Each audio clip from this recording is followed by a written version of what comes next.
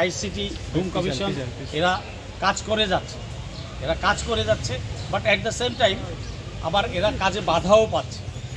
তাহলে কোথায় বিচার বিভাগের ইয়েটা হচ্ছে, উন্নতিটা হচ্ছে? এই যে একটু আগে আমার এক ভাই বলল যে এই কয়েকদিন আগে একটা আসামি জামিন পেয়ে গেছে, আবার সেই আসামি দেশের বাইরেও চলে গেছে। তাহলে কোথায় আমার বিচার বিভাগ শক্তিশালী বলেন? ওই লোকগুলোই তো রয়ে গেছে। পরিবর্তন কি এসেছে? শুধু এক চেয়ার থেকে আরেক চেয়ারে গেছে, কিছু নতুন লোক বসেছে, তাও আবার দলীয় সুপারিশ।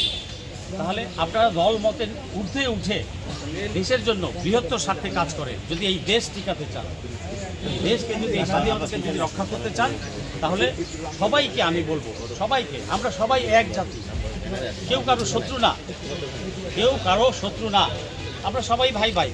কিন্তু ক্ষুদ্র স্বার্থে, নিজের ব্যক্তিগত স্বার্থের জন্য, একটু পদ পদবীর জন্য, মন্ত্রী এমপি হওয়ার জন্য আমরা যদি লাফিয়ে পড়ি, লোভ ত্যাগ না করি, তাহলে তো দেশটা ভালোর দিকে যাবে না। অতএব এই জেনারেশন আপনাদের ক্ষমা করবে না।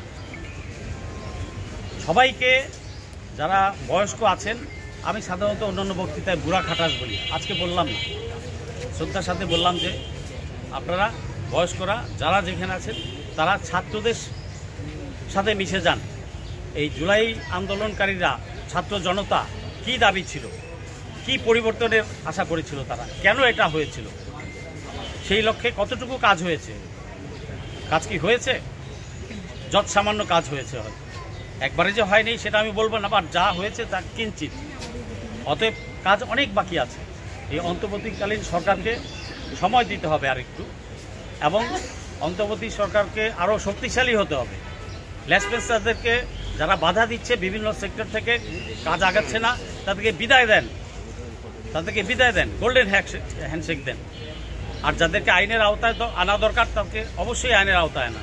আপনার যে উপদেষ্টা মণ্ডলী আছে, এখানে আপনি পরিবর্তন আনুন। যারা কাজ করছে না বা করতে পারছে না, কাজে বাধা দিচ্ছে, তাদেরকে পরিবর্তন আনুন।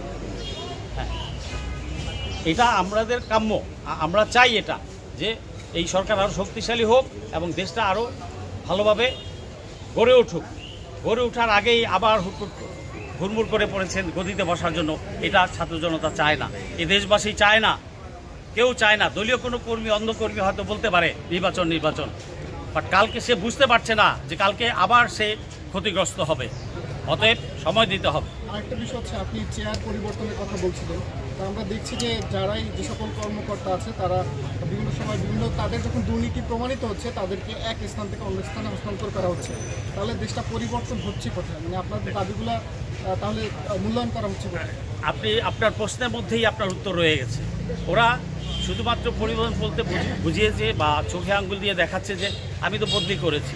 ওরা এক চেয়ার থেকে আরেক ডিপার্টমেন্টে দিচ্ছে বা আরেক জায়গায় দিচ্ছে, এইটুকু করেছে। জুলাই হত্যাকারীরা তো তাই, এই বাহিনী থেকে ওই বাহিনীতে গিয়েছে, আমলারা এই মন্ত্রণালয় থেকে ওই মন্ত্রণালয়ে গিয়েছে। আর যাদেরকে সুপারিশ থেকে, রিটায়ারমেন্ট থেকে এনে বসিয়েছে, তারাও যে কি করছে সেটা স্বচ্ছ না, বাট তাদেরও কিছু বদনাম আছে। অতএব আমি সাবধান বাণী উচ্চারণ করছি সকল আমলা কামলাদের জন্য, যে আপনারা একটু হুঁশে ফেরত আসুন।